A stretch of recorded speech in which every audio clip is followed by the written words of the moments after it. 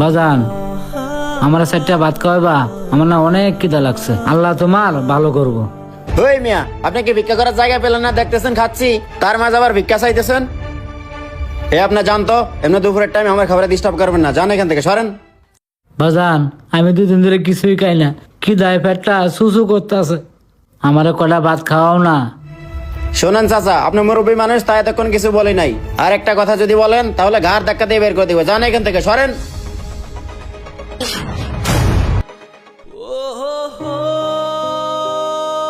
বাজান, আমার চারটা ভাত খাওয়াবা, আমার না অনেক খিদা লাগছে।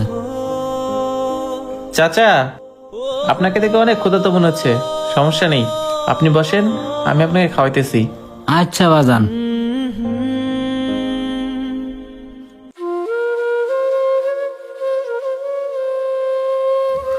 চাচা, এখন বলেন আপনাকে আমি কি দিয়ে ভাত খাওয়াবো?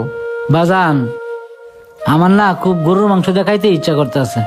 সমস্যা নাই বাজান, তুমি যা যা খাওয়াবা আমি তাই খামু। চাচাই তো গরুর মাংস দিয়ে ভাত খেতে দিয়েছে, আমার কাছে আছেই তো মাত্র 150 টাকা। 50 টাকা রিক্সা ভাড়া আর 100 টাকা দিয়ে বাসার জন্য কিছু নিয়ে যেতে হবে। এখন যদি আমি চাচাকে গরুর মাংস দিয়ে ভাত খাওয়াই, তাহলে তো আমার কাছে 1 টাকাও থাকবে না। কি আর করার, চাচা যখন গরুর মাংস দিয়ে খাইতে ইচ্ছা করছে, গরুর মাংস দিয়ে খাওয়াই। আল্লাহ কোনো না কোনো ভাবে আমার একটা ব্যবস্থা করবেই। কি বাবা, তুমি মনে মনে কি ভাবতেছ? না চাচা, কিছু ভাবতেছি না। সমস্যা নেই চাচা, আপনার যেহেতু গরু মাংস দিয়ে ভাত খেতে ইচ্ছে করছে, আমি আপনাকে গরু মাংস দিয়ে খাওয়াবো। এই ভাই, চাচাকে 1 প্লেট গরু মাংস দিয়ে ভাত দাও তো।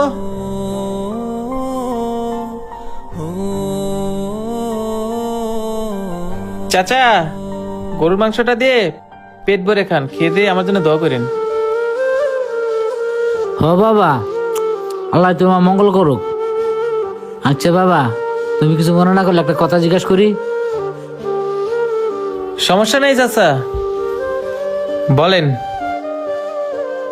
বাবা, তুমি কি কাজ করো? তোমার বাসায় কে কে আছে? চাচা, এই দুনিয়াতে আমার তেমন কেউ নেই। বাসায় আমার স্ত্রী আর একটা বাচ্চা আছে। তবে চাচা, বউ বাচ্চা নিয়ে অনেক সুখী আছি। আর চাচা, কাজের কথা বললেন না, আমি ছোট্ট একটা চাকরি করি, তবে সেই চাকরিটা আমার ভালো লাগে না। ভাবতেছি একটা ব্যবসা করব। তবে একটা সমস্যা কি চাচা, হাতে তেমন কোনো টাকা পয়সা নেই, এজন্য ব্যবসাটাও শুরু করতে পারতেছি না।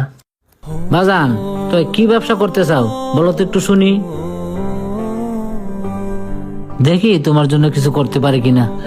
তেমন কিছু না চাচা, কিছু টাকা পয়সা হলে একটা মুদির দোকান দিতাম। দেখা যাচ্ছে দোকানটা নিজের মতো করে চালাতে পারতাম।